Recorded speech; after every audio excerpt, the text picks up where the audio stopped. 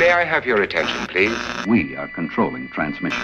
There is nothing wrong. The Horror Chronicles. Whether it's a ghost, spirit, or entity, they all feed on it. That's the whispering, the footsteps, the feeling of another presence. You won't have a chance to change your minds later, because there'll be no way to get out. We have such sights to show you. They will say that I have shed innocent blood. Nope. What's blood for? If not for shedding. Have you checked the children? Whatever you do, don't fall asleep. Boogeyman's real. That is better. They're coming to get you.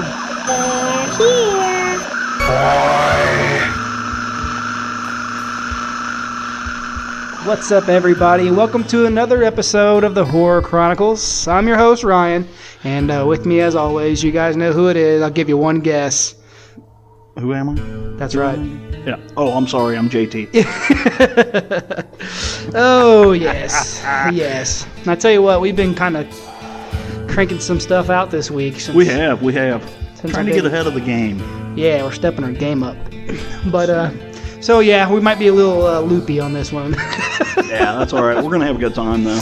Oh, yeah. Yeah, we, on this episode, guys, we plan on giving some personal stories that happened to us, like paranormal-wise and stuff, and it's kind of actually just talking about... Yeah, we're just going to have a good time tonight and talk to each other like we normally do. Yeah, we're going to act like you guys aren't here, and so if you guys hear a little bit of weirdness going on...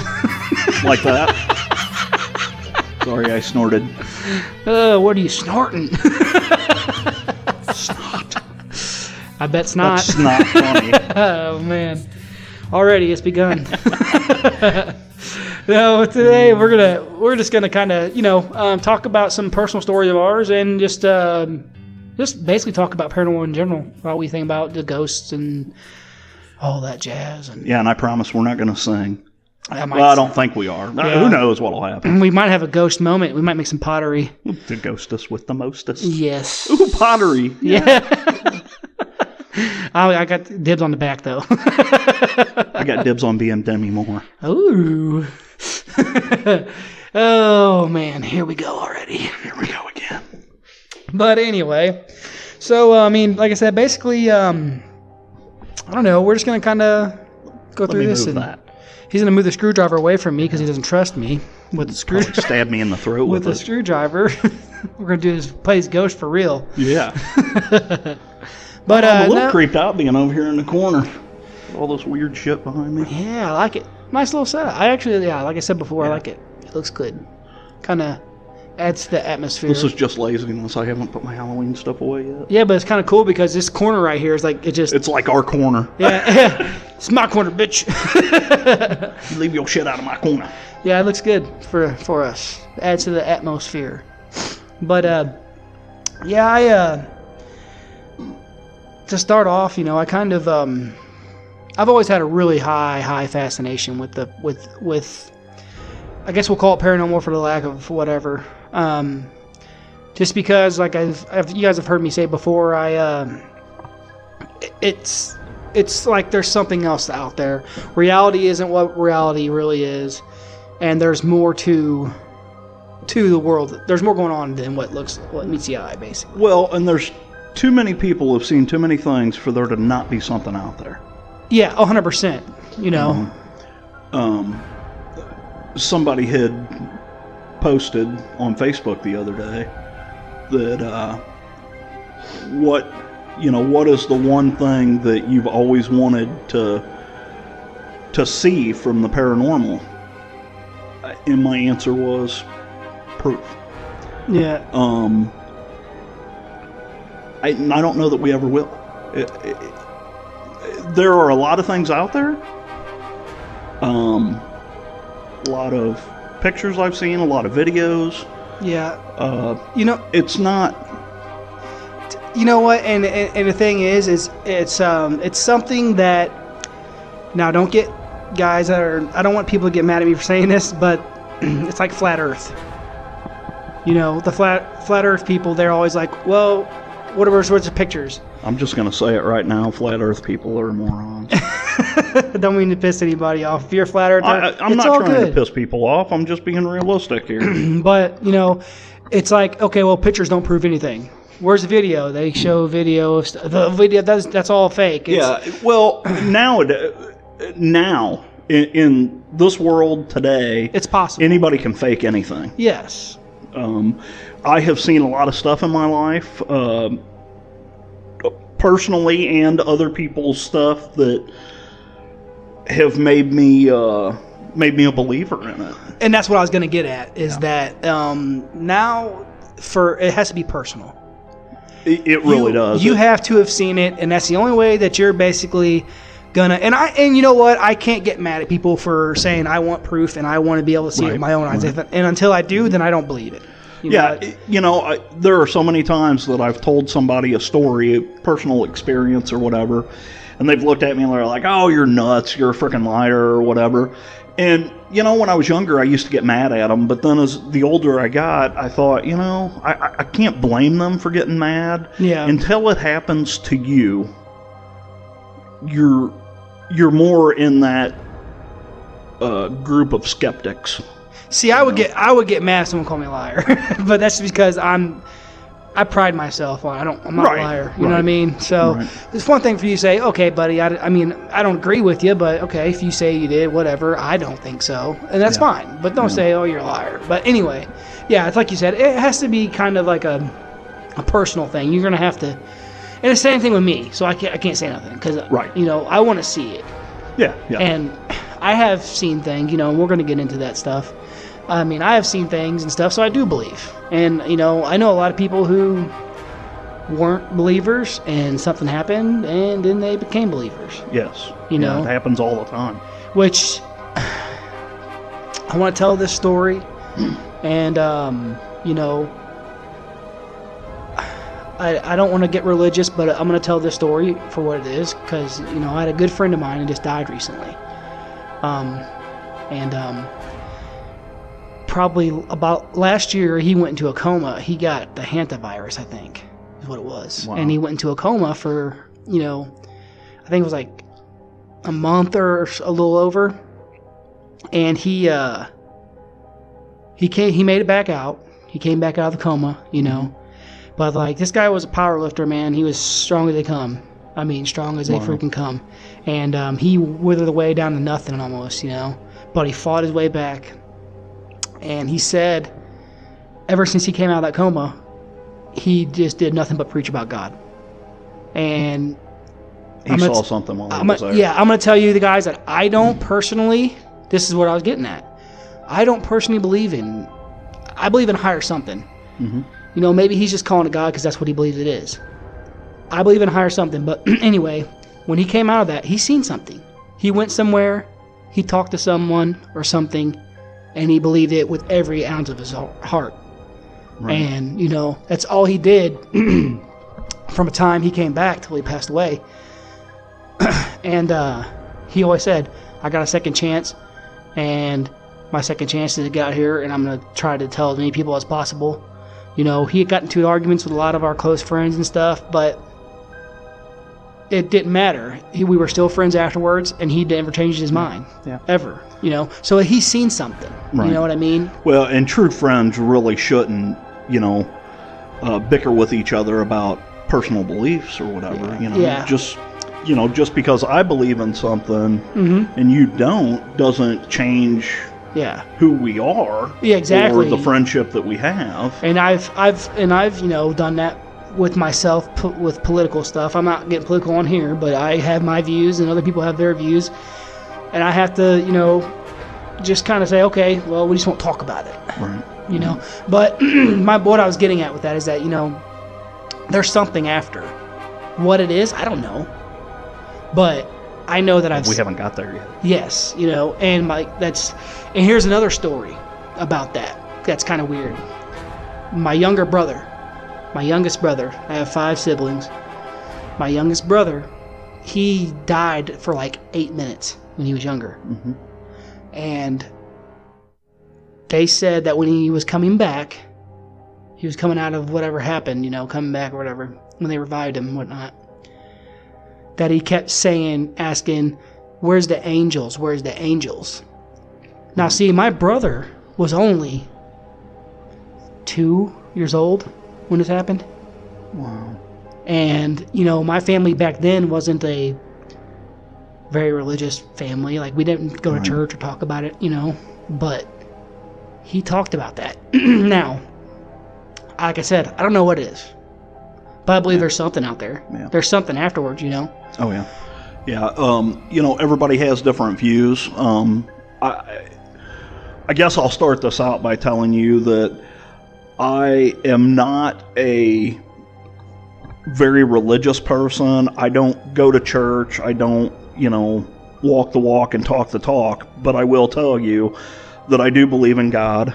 I believe in the devil. I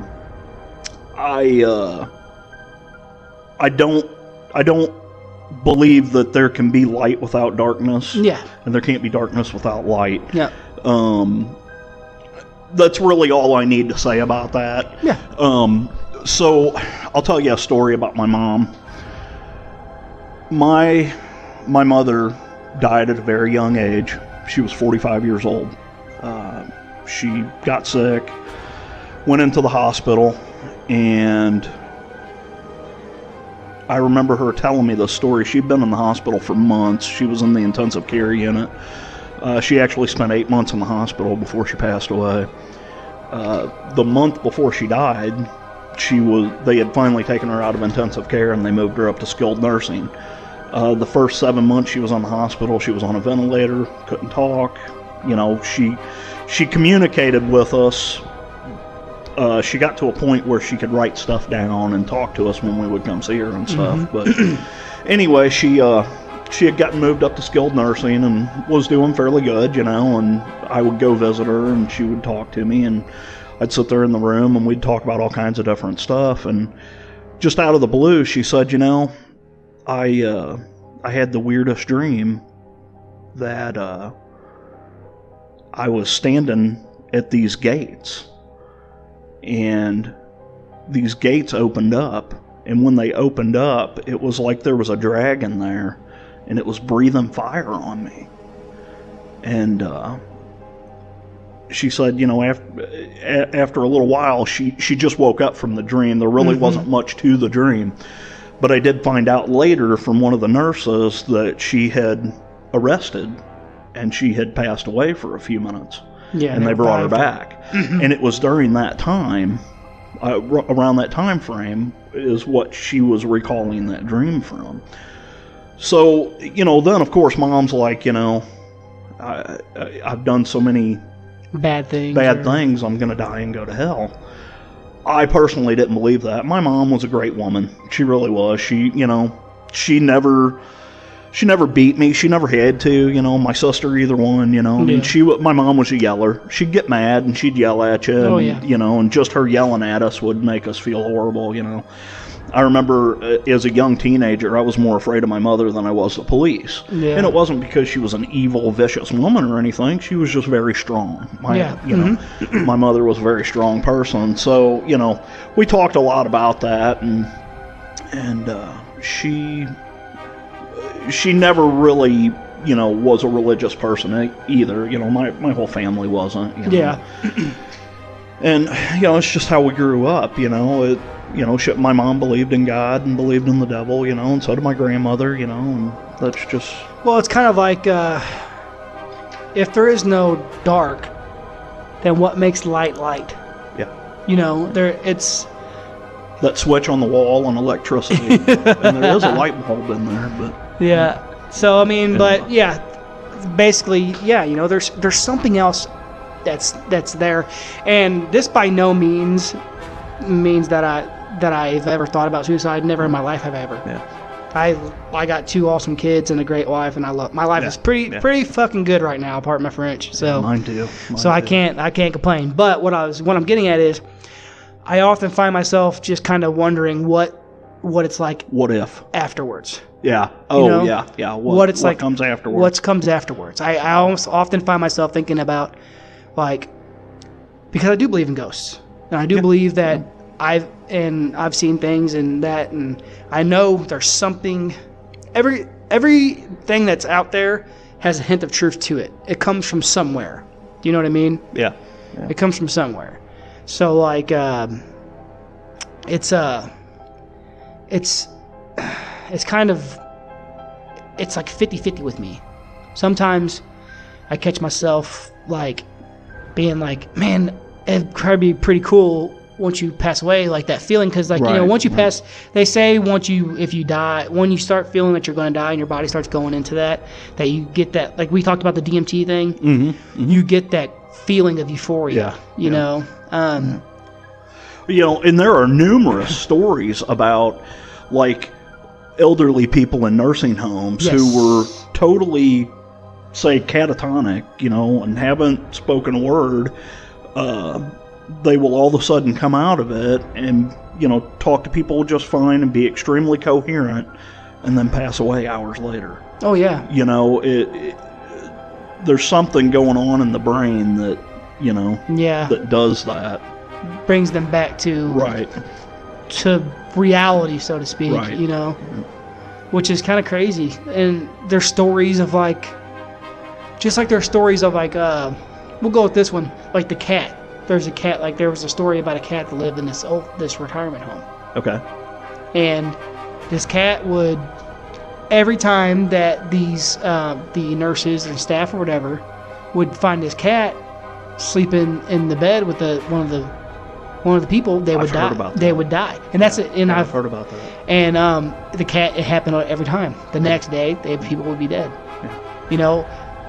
I think it's 100% true that animals have that extra sense. And humans do too, really. I mean, it's just you gotta let that stuff go. You know? There are times like people will know that there's something going on. There's something wrong, with, say, a sibling or a parent or something, and they could be miles and miles away. Oh yeah. And it's like you wake up from a dead sleep, and it's like your friend Justin was saying on that podcast that with his grandma that called him. Yeah, she knew there was something wrong. And it's weird because like that's with me, my wife. Like you can ask me and my wife have been together for almost 19 years now, ever since we were 14. So like, I had this gut instinct. I got this thing where like, I'm like, when we used to go to parties or we used to go anywhere, I'd be like, babe, we gotta get out of here. I'm like, let's go ahead and go. I don't know, something's going on. And sure shit, man, there would be a fight break out. The cops would come or something like that. Or even like when me and her, we were young, messing around or something outside of her house. And then I'd be like, I don't know, you better, I think. And then boom, here comes the porch light on. And, it's just that little, I get that feeling, that little gut feeling. And it's usually freaking right on the money, So I tell you what, it's pretty cool how our minds work. We just went from talking about ghost stories to near-death experiences to extrasensory perception in the span of about 10 minutes here. Talk about 6 degrees of separation there. Yeah, well, that's what this episode is, man. This one's just going to be us having a good time. Guys, and it's funny because these are the conversations we have. Yeah, like if we'll stop and, there are a lot of times he'll come by my work and we'll go have lunch somewhere, and next thing you know, we're talking just like we're talking now about, and that's kind of where this whole podcast started, is out of our love for the unexplained. Yeah, man, and that's my thing. I like that. I love this. There's so much to it, and even when it just comes to like the human mind itself, they have no idea. No, they don't. I've known people. Now, something I've never seen that I'd like to, but I've never seen it, is someone move something, or someone like telekinesis. Yeah, even if you just like roll a pencil a little bit or make it just do anything. Never seen nothing like that. But I've seen enough in my life and felt enough in my life, right? That I know there's something. Like I was talking about on a previous podcast, that there's things hold energy, and I also believe that... Well, energy, when you talk about it in a scientific, terms, energy is one of those things that it cannot be created nor destroyed. Yes. So when a person dies, what happens to their energy? Where's the energy go? Yeah. It's got to go somewhere. Into the ether, because it can't be destroyed. Or the further, as they say. And that's scientific proof. Yeah. The further. Yeah, now we're getting into some cool stuff. Into here. the further. But yeah. Thanks, Lin Che. 100%, you know, and you know, just like another story of mine. This, I got super close with my wife's dad. He was a really probably one of the greatest guys I ever known. He was the type of person that would literally give you everything. The shirt off his back. Everything. Not even just, I mean, he'd give you everything if you needed it. And he treated me like his own kid, you know. And when he passed away, my wife was pregnant with my first son. And he was all stoked about having a kid, or having a grandson, because he has 3 granddaughters but no grandsons. So he was all kinds of ecstatic about having a grandson, possibly. He didn't know yet. We found out what we were having, I think, like the day after he passed away. A day or two after he passed away. Okay. So, you know, we got the little pictures and stuff, the ultrasound pictures, and we put it in his casket with him, you know, that way he would know or whatever. But I can't remember if it was that night of the funeral or the night after, but I felt her dad, like, his presence in our house, like hardcore. Like, really? Yeah, we were laying in bed, and I think I told the story about my friend that passed away recently before. Same thing happened. Mm-hmm. But we were laying in bed, and I knew in my head, I was like, and I told my wife, I'm like, I had a dream. I said I had a dream that your dad was here talking to me, and but it felt like it was real. So, to me, I don't know if it was a dream or if it was, you know, like actually like in reality. Yeah, yeah. And who knows what the difference is? Yeah. What's the difference between a dream and reality? You know? Yeah. You know, they've described dreams as strange hocus pocus that your mind plays. Yeah. Well, like we talked about the DMT, you know, your body produces. But the thing is that DMT brings you closer to that spirit world, so to speak. Right. Because that's why your body produces high amounts of it whenever you start to die. Right. You know, you get that euphoria from that. So to me, that is a gateway to that other realm, dimension, whatever you want to call it. Right. You know what I mean?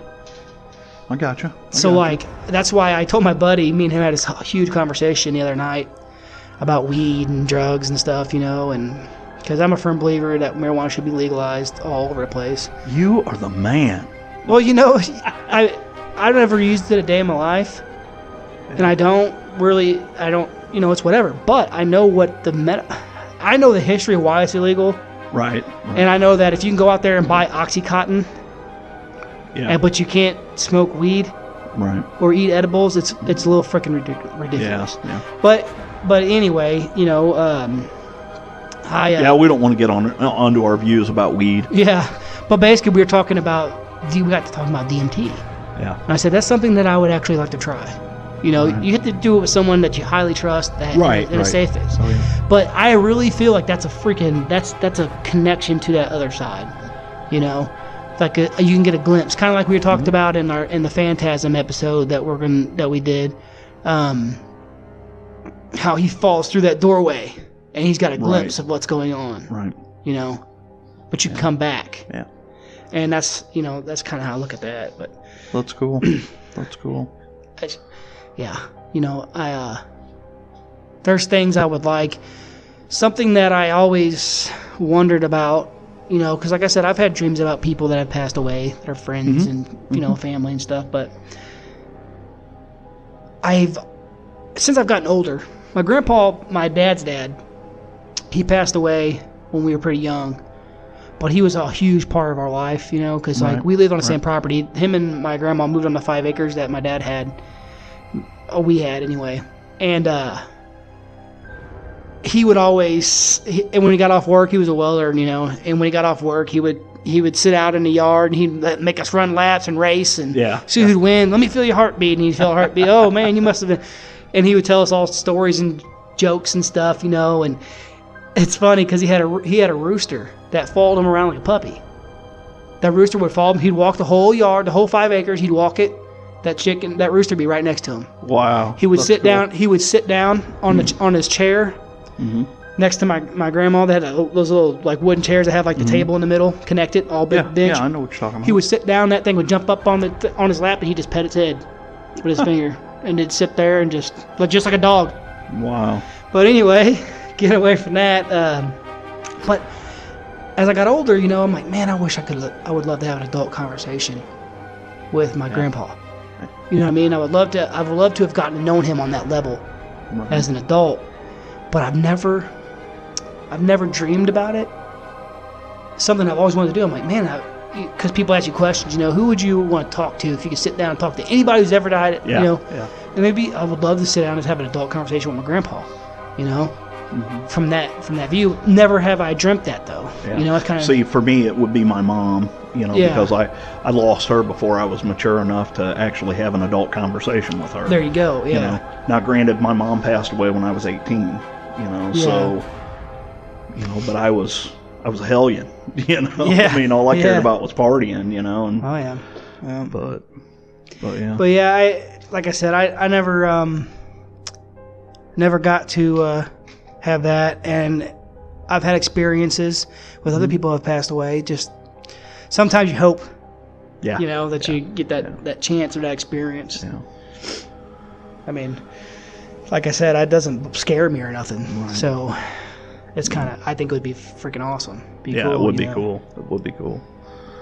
Well, I'm going to get into some stuff that, you know, some of it's experiences I've had, some of it's not. But I have been fascinated with the paranormal since I was a little kid. I mean, it started very early for me. I know we talked about this in our introduction about the... Alfred Hitchcock album, the ghost stories for young people, and I listened to that thing forever. In fact, I'm going to play some of that on here because there's a story in there that I just absolutely love. It's fantastic. But anyway, so as a kid growing up, moved around a lot. Just broken family, you know. Yeah. Mom taking care of 2 kids. We just moved around a lot. And I remember my mom and my sister both telling me stories. My sister's 6 years older than me, so she saw, you know, she helped raise me, really. Yeah. But anyway, we lived in St. Charles, and we lived in this big white house. It was called... it was funny. My mom and dad called it the payment house because it was the biggest house payment they'd ever made in their lives. You know, which, you know, we're talking the 70s. You know, it was probably $200 a month, you know, or whatever. You know, oh man. Anyway, and it was a big size house. But anyway, it was a split foyer house. And if you don't know what that is, basically when you walk in the front door, you're looking at 2 sets of stairs. One set goes down to the basement, and then the other set goes up to the living area. Yeah. Okay. And usually those houses, they have finished basements or whatever. Yeah. Mm-hmm. So if you went down the stairs, right at the bottom of the staircase, right in front of you, there was a door. Well, that door opened up into the side of the garage, but it was like a laundry area, but it was open up to the rest of the garage. And there was a big window on that wall right beside the dryer. And my mom and my sister always told me about this story about my mom had went down to do laundry, and she was there at the washing machine, and she was moving clothes from the washing machine to the dryer. And as she was doing that, she, you know, something in the window caught her eye, and she looked at the window, and there was a face in the window. And this face in the window was, the way my mom described it, it was not it was not a human face. She equated it to some sort of alien-looking something or whatever. Yeah. So we were home alone. It was my mom, you know, and I'm too young to really remember this story at this point, but we were home alone. So my mom calls the neighbor, frantic. There's somebody who was just looking in the back window of the house. So the neighbor comes running over with his shotgun and, you know, comes in the house. My mom takes him down. She shows him, you know, he was looking in this window. I don't know what's going on. And so this guy goes out through the garage and around the house. And as he comes around the corner of the house, he can see there was snow on the ground. And there were footprints from the window going out into the woods behind the house. Oh, shit. And he said it wasn't like shoe prints. It was just prints. It was just prints imprints. Going out, imprints on the snow going out into the woods. Wow. Kind of a weird story. Yeah. But, you know, like I said, I didn't experience that. That was something that my mom had experienced. Years later, we had moved to South St. Louis, and we lived in a house with my grandmother. And it was a 2-story house. This house, I think they used to call them shotgun houses because they were straight. You know, you had 3 rooms. Usually it was like a bedroom, a living room, and a kitchen. Yeah. Well, this used to be like an apartment, so there were 2. One upstairs, one downstairs. So upstairs was identical to downstairs. Yeah. Mm-hmm. Well, the people that had lived in the house before we bought it, or well, before my mom and my grandmother bought the house, he had converted it into a single-family home. So what he did is in the center room of the house, in the corner of the room, he had put in a spiral staircase that went up to the top floor. Well, when you went to the top floor, it was the exact same layout, you know, 3 rooms in a row. And so my mom stayed on the second floor in the front room. My sister was in the middle room where the staircase comes up through the floor. And my bedroom was in the back room. And my grandmother stayed downstairs on the first floor, and she lived in that first room, or her bedroom was that first room. Yeah. Right below my mom. So my sister had told us numerous times about she kept seeing what looked to be a woman in a white dress standing at the top of the stairs. It's always a woman in a white dress. And she thought that it was my grandmother. And she, you know, had quizzed or asked my grandmother about it several times. And, you know, Granny was like, no, that wasn't me. I wasn't up there, you know. And so, you know, we didn't really think too much about it. Well, my sister had some friends over, and they were staying in the room with her. And one of the girls that was staying in the room with her said that she woke up in the middle of the night, and there was somebody standing at the top of the staircase. And I never got to see it. I tried numerous times to stay in that room with my sister, and I never got to see it. But I was hooked. You know, I was like, I gotta see this. I want to see this. You know, so my sister, later on, my sister ended up seeing a picture of my great-grandmother, my granny's mom, and my sister was like, wow, that lady's face looks just like the face of this woman that's standing at the top of the staircase. And my grandma was like, what? What are you talking about? You know, because my sister had never met her. She had passed away before we were even born. Yeah. You know, and just kind of an odd thing. My sister had seen that a few times. She had also talked about seeing a little girl sitting... So, you know, a spiral staircase goes down in a circle, you know. Mm-hmm. She said, like, a few steps down, she would see, like, a little girl sitting there with pigtails in her hair, and she was always holding a little doll. But she never moved. She just sat there. I never got to see any of that. Yeah, see, my wife's got some kind of stories like as far as the one you're talking about with seeing someone that you never met. And then finding out, I'll let her tell the story. She told me she just told me yesterday that she wants to come on and tell. Oh, she should. That'd be cool. Yeah, she's going to once we get another mic set up and we'll do another paranormal one and stuff. I tried to get my wife to come on and she's like, "Are you out of your mind?" Yeah. But my sister. I remember my sister telling me this story. She was staying the night at one of her friends' houses, and they lived on an old farmhouse. 2-story farmhouse, I guess it was a family farm. It's an old farmhouse that the family lived in. And she had stayed the night there, and she had been hearing things when she was staying there, but she kind of just let it go or whatever, didn't think about it, whatnot. Well, she had a dream about this little short, white-haired man with a beard wearing blue jean coveralls and like a striped shirt, walking around the room upstairs where they were sleeping.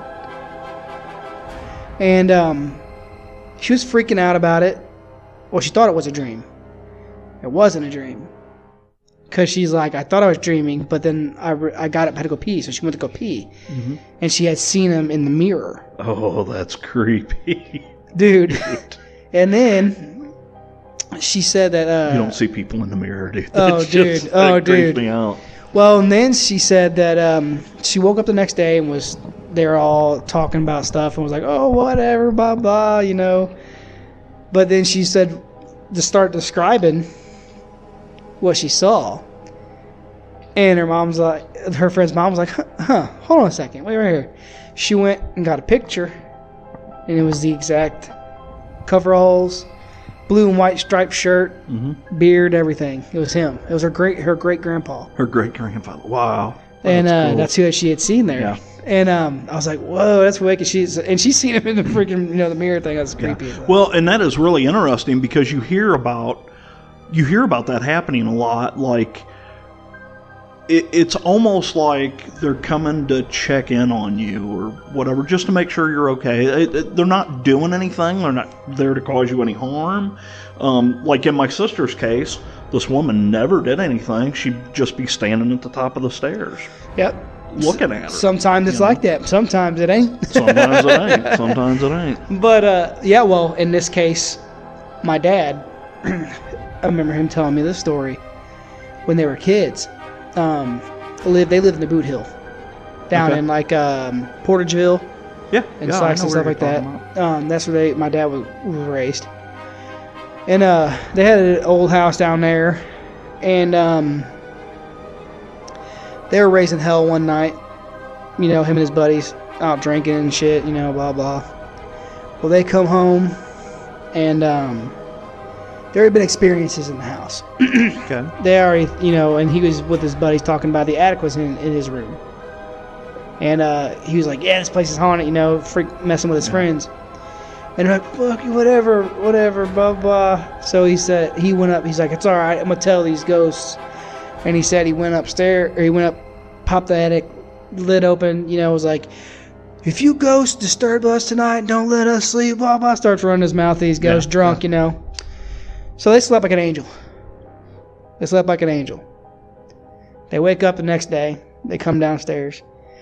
My Uncle Vic, who's my dad's oldest brother, is sitting in the chair at the table with the shotgun. At the table. My grandpa is sitting at the other end with a cup of coffee. And my grandma has a cup of coffee staring out the window. And they come downstairs, and my dad's like, what's going on? He's like, what the hell you got a shotgun for? And my Uncle Vic was like, you didn't hear that last night? You didn't see all the stuff that was going on last night? And evidently, whatever was at this house was just wreaking havoc all through the house, except where they were at. Where they were at. Wow. And I think it was the same house. I believe so, anyway. For the sake of story, we'll say it is. When my dad was older, and he was married to my mom, and they had my older brother and my older sister. My sister's the oldest. And it got bad, so bad they were going to move out. And as they were moving, they left some stuff in there. So he was going in to get stuff, but when he came back in, like to figure out what was left and grab some more stuff, there was like the horse, the horse bungee thing, easy to get right on. Hobby horses. Hobby horses. Yeah. They had one of those, and it was just going 90-0 like crazy, all by itself, just bouncing off the walls. And he said that they left it there, took what they could, and just left. Yeah. You know. Leave that horse there. Well, you know, it's just crazy. Like, you hear that sometimes, that people try to tell ghosts off or something. Or, we won't bother you, but, you know, we're going to rain hell on everyone else, you know, that's around. Yeah, you know, it's funny. There's been a lot of instances where ghost activity will spike, like, you know, somebody starts remodeling a house or something, you know, and things will start going crazy. Yeah. I heard a story one time, because I think talking about that, you know, they say that they don't like you disturbing what was theirs. Right. You know, so if you see a ghost walking through a wall, there probably was a door there at some time. At some point. You know, but I've listened to thousands and thousands of ghost stories. Yeah. But you don't really ever hear about a ghost being like in the middle of the woods, there's ghosts 10 feet up in the air. Because a house used to be there and they're up in the attic or something. You know? Right. Well, I heard a story. I want to say it was on Real Ghost Stories Online. I don't know the full story, so I'm just going to give you a little bit of what I heard of it. What I'm talking about. These people bought this house and it had a huge, the ceiling was huge. Super tall. I can't remember. Like a cathedral ceiling. Yeah, there's a name for it, but I can't freaking remember off the top of my head right now. But anyway, it was like 15 feet up in the air. Okay. And the hallway came out to the living room and upstairs and then stopped. So there's a balcony there to where you can look down into the living room, you know. Okay. And so it's like a great room. Yeah, great room. Okay. Yeah, you know. Okay. And they have a huge window. It was a big, nice house, you know. Yeah. Well, they were seeing this ghost figure walk from the hall and keep walking all the way to where the window is and standing at the window looking out. With nothing underneath, no floor. Right. And that's the first time that I heard a story where they actually said that the ghost was like 15 feet in the air, you know, like that's looking at something. Cool. I never heard any other stories like that, you know, which it's like makes sense if it's a residual haunting. Oh yeah, yeah. I mean, granted, there's all kinds, but right. Well, another story I've got, when I was preteen, young teen, we moved into a house in Arnold, Missouri.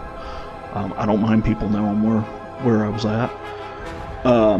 We moved into this house. My mom, at this point, had married a man, my stepfather, and they we all moved out of my grandmother's house, the house that my grandmother and my mom had bought. We left my grandmother with that house, you know. Nothing wrong. It just, you know, mom and moved into a new place.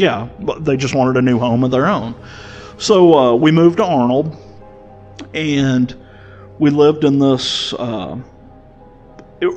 Really, what it was an old farmhouse. It was a ranch-style house, but it was the original house in the subdivision. It used to be the farmer's house, and he owned all that farmland around there. Well, it had since been, a subdivision had been basically built around this house. So this was the original house for the subdivision. And so we moved into this house and lived there for a few years or whatever. And, you know, you'd hear little noises here or there, or, you know, different things, and, you know, never really thought much about it. Well, my mom, her best friend passed away, and after she passed away, her friend's kids, you know, came to my mom and said, "Hey, you know, we know our mom would like for you to have some of her stuff, you know, and we don't need it, we don't want it, we know that, you'll have a use for some of the stuff. So they gave my mom, some of her old clothing and stuff, and, just stuff like that, and some jewelry and different things, And shortly after that, we started noticing, so a ranch-style house, they are long. It's all one floor, and it's a long house. Yep. There's in the center of the house, there was like a formal living room. It's that living room where your mom's always like, don't sit on that couch. Yeah, that's for show. Yeah, exactly. We had a family room at the end of the house, and that's where we hung out and watched TV and all that stuff. And farted on the couch cushions. But that was part of, but that was part of a, formal living room. We started noticing that we would hear like what sounded like footsteps shuffling on the carpet.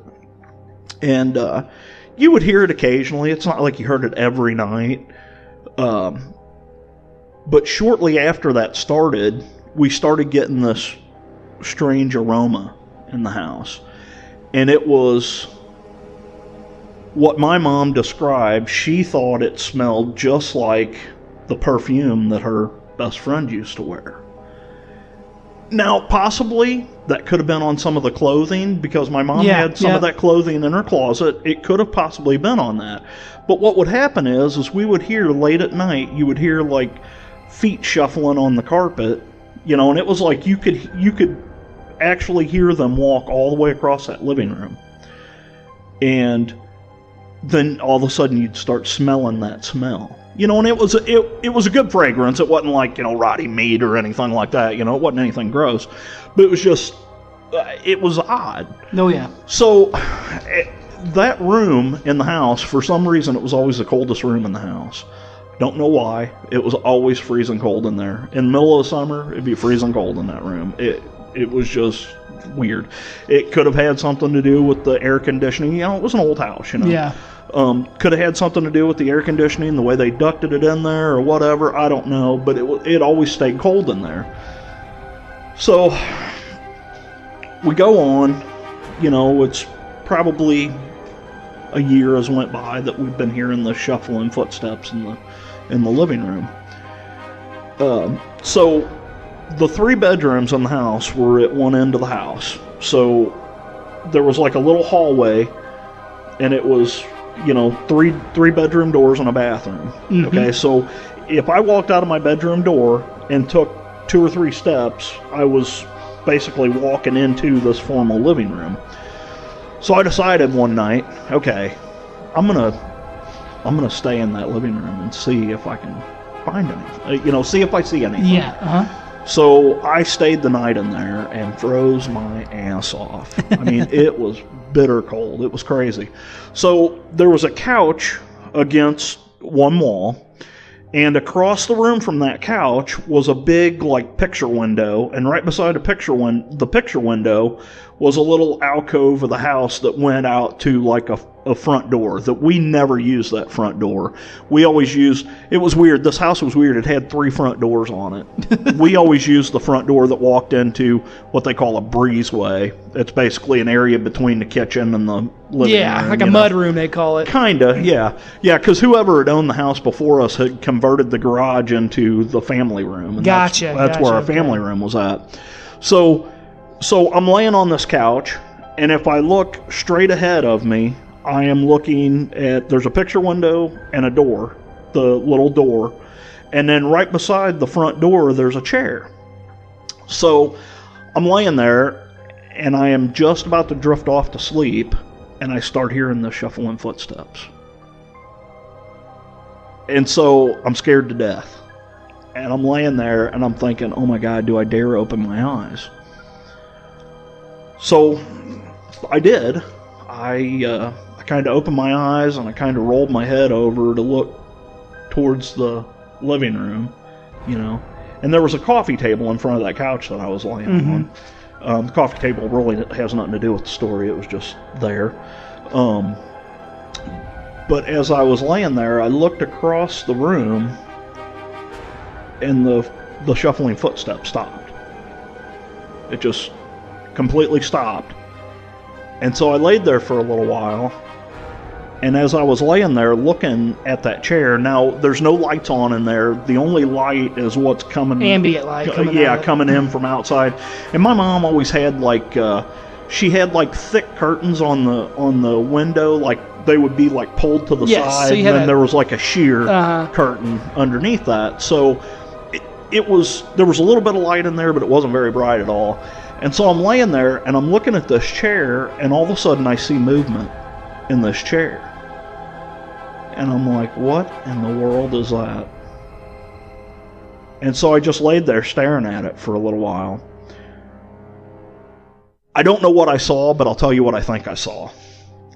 It looked to me like the shadow of a woman sitting in this chair, and possibly something standing next to her, because every once in a while the taller figure would like lean over. I don't know if maybe it was a man and Whispering he was leaning over to whisper something into her ear. And it was like they were looking at me. Yeah.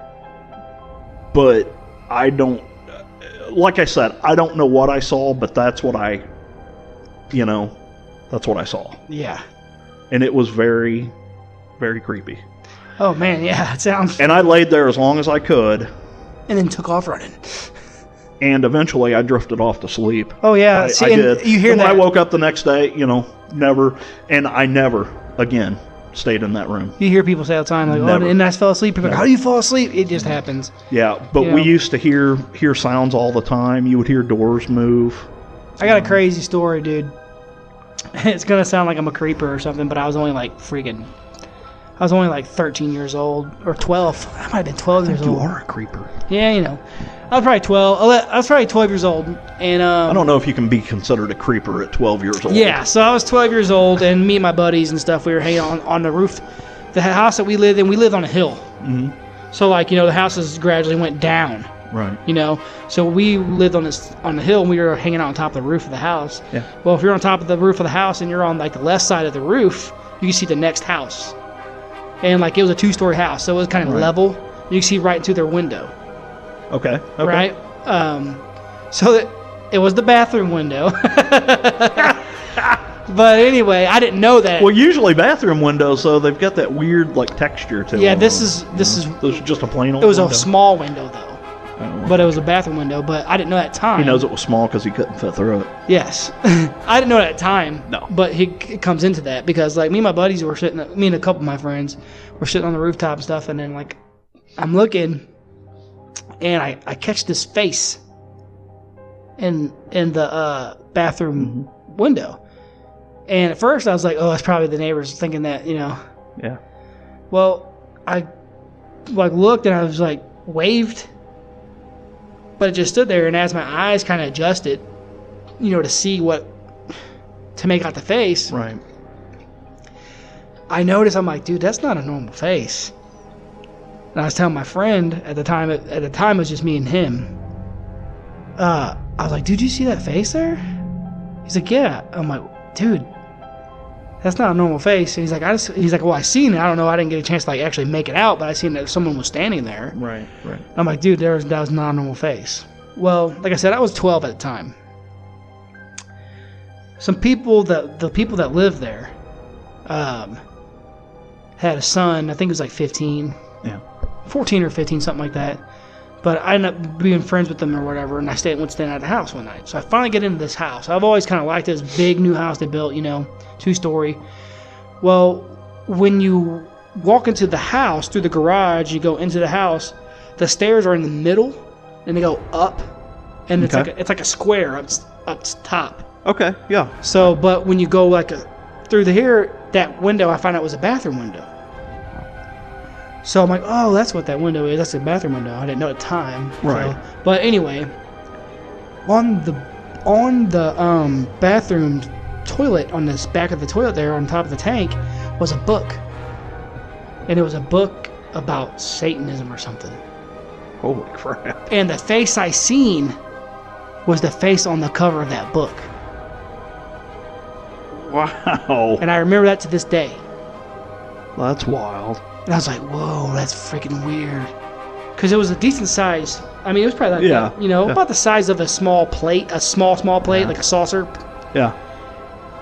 So I'm like, well, maybe depth perception was messed up, and maybe someone had the book up there. Or a reflection or something. Yeah, or something. Possibly. I was 12 years old, so, know. I mean, granted, at this time I was into the horror stuff, so I'm like, oh, fuck, what the hell? Yeah. But I like that stuff, but kind of I like being creeped out. So I stayed the night. Hey, everybody, we got Satan pooping. Well, I stayed the night with the kid, and he was freaking, dude, the whole night, this is the honest to God truth, the whole night, all he did was melt candles. He had a candle lit, and he would take the wax. He had like a 5-gallon bucket, and like he would melt wax off all these candles into this bucket, and just watch the wax melt into this bucket and stuff. I remember this one time I was tripping acid and I watched an entire candle. Well, here's what's crazy about it, dude. After that night, the next day, I got severely sick. Like, to the point where Mom had to call an ambulance to come get me. Holy cow. Like, I had a RSV, basically, a severe upper respiratory infection. I couldn't breathe. Wow. I got real sick. My mom thought I was going to die. Holy crap. Yeah. I don't know if it's connected. Creepy. But I was perfectly fine the day before. Yeah. And the next day after staying there. Yeah. And possibly something in the house, but possibly something paranormal. Well, dude, I'm telling you, like I just especially because you were saying earlier how you get that feeling in your gut. Maybe you're what do they call that when you're sensitive? Like sensitive. That's what I was trying to think of. Yeah, I'm sensitive for sure. I'm a sensitive guy. Okay. No, but yeah, I don't know if I noticed it after that. I'm not gonna say I did. Yeah. I just know that as I got older, I could tell things, right. And what's crazy about this? Here's another incident that I had. Okay, I lived on a hill, like I said. So there's a house above us. Okay. All right, and it sits at the top of this hill. Well, this is an older house, got big windows. And the only person that lived there was an old lady. It was one of my friends' grandma, so I knew who she was. Okay. She lived there alone. And in my bedroom window, I could see out, and it went into the attic window of her house. Okay. This is like a 2-story with an attic, and in that window. A couple times I remember seeing a light on. This was at like 10:30 at night. Okay. Now, could it have been her up there? Maybe. Not very likely, though. Not very likely. It's that time of the night. Especially her age. She was like 80s. Yeah. However, what's weird about it is I seen this image in the window. Through those sheer curtains. Mm-hmm. Yeah. I seen this image. Super skinny. To me, looked like long fingers. Yeah. But it could have been a shadow effect. Right. And a really pointy nose and like a pointy chin. Not like stupid, overly aggressive. Right. But just abnormal. Yeah. I've seen that a few times. And so I don't know. It's just 11 o'clock at night, 10:30 at night, 80-year-old woman. I know what she looks like. Did not look like her. Yeah. What was it? I don't know. But I know I seen it. And I know that I've seen it a few times. And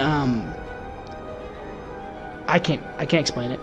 Right. You know what I mean? I look at everything with common sense. I can only explain it to a point that I can say I seen it. Right. Well, and that's how a lot of this is it's unexplained. Yeah, and I've seen partial I've never seen a full body apparition. Yeah. I've seen partial things though. Like, I don't know if you ever heard of like the feet thing, like where all you see is like the shin bone, the shin down. You see someone's feet, like from the shin down. It's weird. I've seen that, dude. Okay. I've never seen that. Yeah. I have seen, or I have heard about people seeing an apparition, but like they don't see anything like below the knee or whatever. Yeah. You know. And see, like, I also have caught, you know, like I said, I've had my own ghost hunting team and stuff. I've caught stuff on EVPs that, well, my sister, as a matter of fact, was just down at the house a few weeks ago, and I was telling her about the podcast and stuff, and she was wanting to check it out. And she's like, "Oh, do you still have that laptop with that stuff you caught?" And someone had stolen it out of my house. I don't know. But I had some EVPs that would blow your mind. Wow. Yeah, like, I'll try to do this the best I can, but we were at the cemetery, Newburgh Cemetery, and we were doing some sessions. And this was at like 10:30 at night in the middle of summer. I had a 3-person team on one end of the cemetery, and which was me, my buddy, and Krista, my wife, and then my younger brother Johnny, who died when he was younger, and a buddy of mine. He's the older cat, and they were on the other side. Well, they're walking around, and they're doing their thing. You know, is there anyone here with us?